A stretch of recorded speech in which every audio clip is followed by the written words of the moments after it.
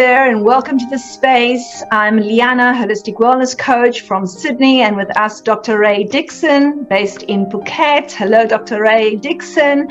Welcome to the Redox Connection, where we discuss and learn about our amazing, extraordinary bodies and how to take responsibility for our well-being. The topics that we run are always based on these amazing, beautiful, extraordinary molecules, redox signaling molecules, and the connection that they have with our overall well-being. Now, we can ask some questions to Dr. Ray Dixon, naturopath, chiropractor, and one of the world's first redox experts and educators, on a topic that is menopause and hormone system. So my first question, Dr. Ray, welcome today, is how important is our hormone system? Well, it's actually second to none, quite frankly. Remember, the collective name in physiology is the endocrine glandular system. So endocrine glands and endocrine tissues, difference by a cat only, make hormones. And when we break up the human body in teaching anatomy and physiology, we break it up into systems, but the reality is we all package them back together to form you. So they're not separate at all. There is a tremendous interconnection between every system in the human body. But if you were to call out the two most important systems that coordinate and integrate everything in the human body, which means every other system, it's actually the nervous system and the endocrine glandular system. So when I used to teach this, I used to say it's like two wings on a bird.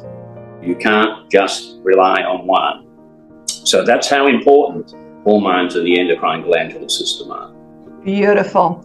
And let's bring it down to menopause, and an issue that many women, we all go through that at a certain time in age. So how would you describe what happens to the body during menopause? Well, I suppose you've got to wind it back to what facilitates women being women.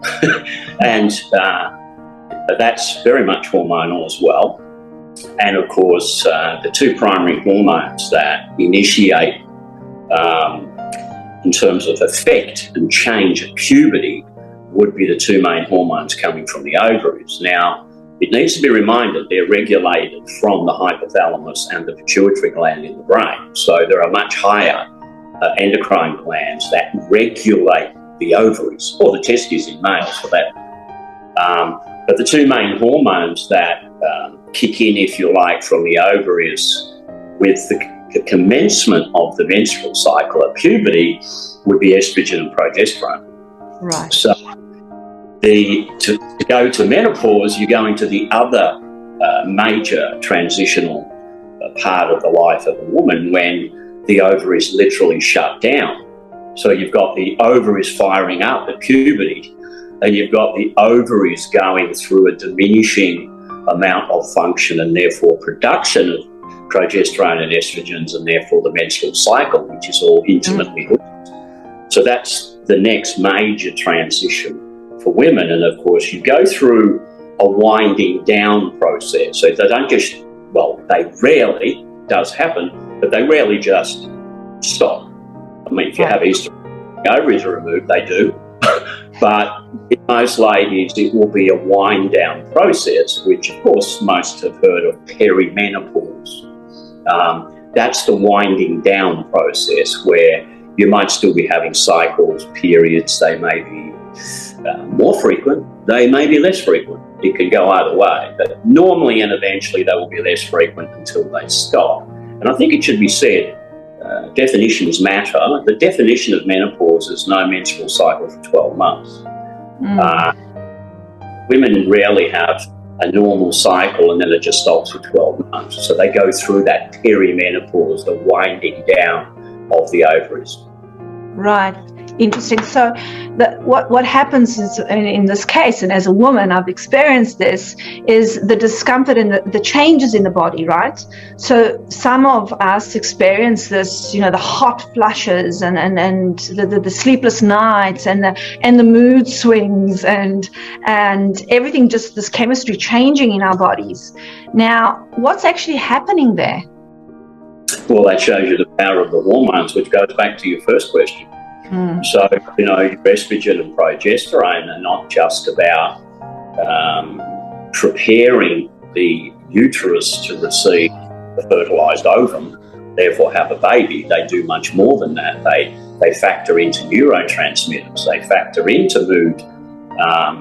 They affect blood sugar levels. They affect the adrenal glands. You've got this massive interaction across the spectrum, as I mentioned at the beginning, between all systems.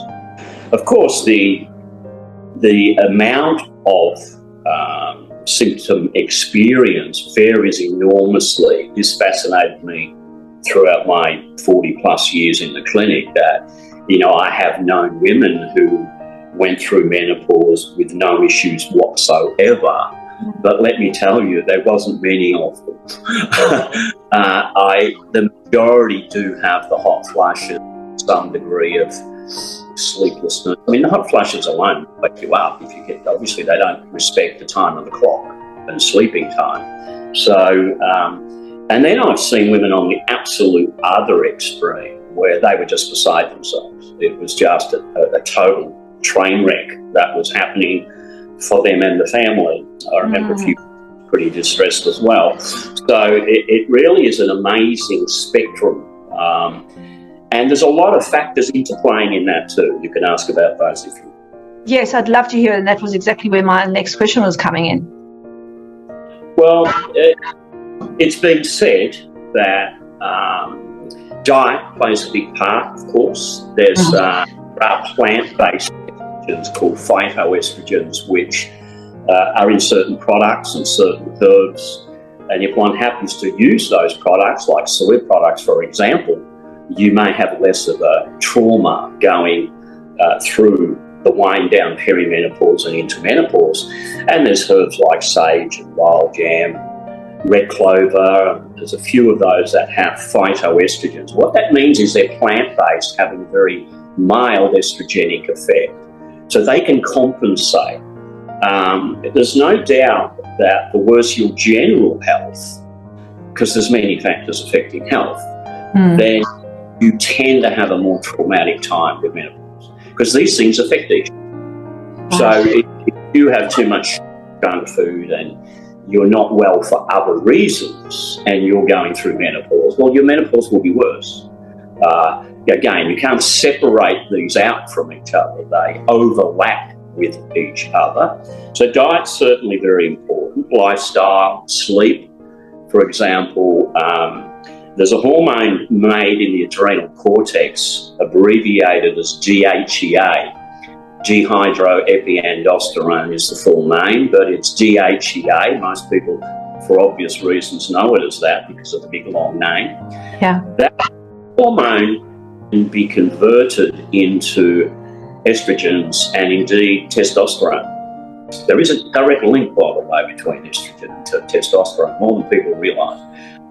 So if you are generally well and your adrenals are not burnt out, as we could say, or overly fatigued, and therefore your DHEA levels are reasonable, this is one of the arguments that, as for why many women don't have issues so much, because they are much healthier in general, their adrenal glands are functioning well, and they're making a little more DHEA. So that will compensate. The body can use that for its estrogenic effects, let's put it that way. Well, interesting. So, and it always comes back to what the baseline of these conversations is, how do we take care of ourselves as a whole, right? And what can we do proactively to support the body actually function better and go through these stages in life, because we're all going to go through there as women, with more ease and less discomfort. Now, one of my, obviously, the question that comes to me is, what is the connection between redox signaling molecules and menopause and peri-menopause? Well, perhaps the bigger picture is the connection between redox signaling molecules and endocrine glandular system. Your endocrine glandular system, they're cells. So they're cells just like a neuron is a nerve cell, just like a hepatocyte is a liver cell. And as we've discussed in other videos, but we need to repeat this to answer your question, those endocrine cells that make the endocrine hormones run on redox. So the redox signaling molecules are what determine their functioning. And indeed, a genetic study that was done by one particular company that makes a redox supplement, and this is openly available and known, they make that supplement in the blue bottle behind me. They've done a gene study, and in that gene study, in fact, one of the major pathways of increased genetic signaling was hormone regulation. So that the connection again between redox signaling molecules and regulating hormonal levels. So as you said, everything affects everything else. So if you're not working to fulfill your health physiologically, physically, with exercise, with a good diet, if you're cutting too many corners without having enough sleep, or you ate junk food, then all of that will have an effect on the redoxome and the redox signaling molecules, and all of that will have an effect on your endocrine glandular system and hormonal balance. What a perfect picture, right? Taking care of the whole different sides of it and how we can support it. Lovely. Sugar, you mentioned sugar. How does that affect? Well, if you look at what sugar really is, nature's packaged source of energy. And if you look at, as a naturopath, we always go back in historical times and look at the healthier societies and the healthier peoples and what constitutes their healthier diets, because ours certainly aren't as healthy as theirs were. And if you go back in time and you look at the consumption levels of sugar, it was dramatically less than it is now. I mean, to the tune of dozens and dozens and dozens of kilos per year. I mean, the amount of increased sugar consumption in the last 150 years is astronomical, and that's because of technology. The white sugar bowl, well, that's refined sugar from the sugar cane. It's not chewing on the sugar cane. So, the mass availability of sugar, and then the palate naturally likes sweet things. And they themselves can boost serotonin levels a little bit. So sugar is actually addictive. I've been saying that since I was 25 and I'm 66. I hear it now medically said. It certainly wasn't 30 years ago. They did not consider it was an addictive substance. Well, I always said it was, and I was right, because it is. And you'll suffer withdrawals, by the way, when you start to cut back the amount of sugar that the body has been subject to for a long time for many people, but those withdrawals are healthy to get through and out the other end, because you will then be a healthier person. So, sugar, fluctuating blood sugar levels excessively can cause all kinds of nervous system distress, and it can deplete the adrenal glands, and we've already connected that in for you to ovarian indirectly. And so, we all need to be vigilant about how much sugar we're consuming. Only yesterday I was speaking to a gentleman who has 8 cups of tea a day, 2 teaspoons of sugar in each. And he's technically just been notified, not that I didn't know, that he is obese from a recent medical test and needs to lose a lot of weight. The sugar will be a primary thing that he's going to have to reduce.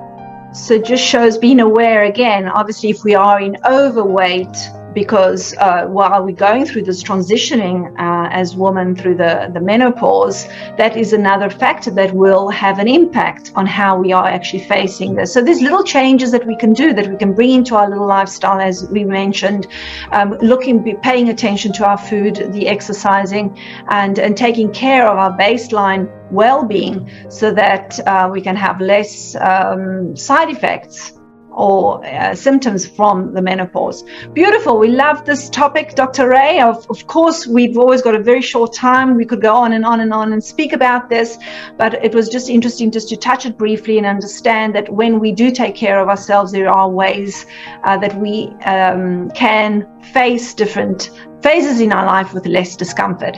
So thank you once again, Dr. Ray. Thank you for everyone for joining. We'll be writing down in the comments in the description below these videos, maybe the resources that you can read into and the gene study that you mentioned, and join us as we go along with other topics. And just remember that healthy cells, healthy you, and when you're happy and healthy, well, everyone's happy and healthy. So thank you, Dr. Ray, for joining us. See you next time.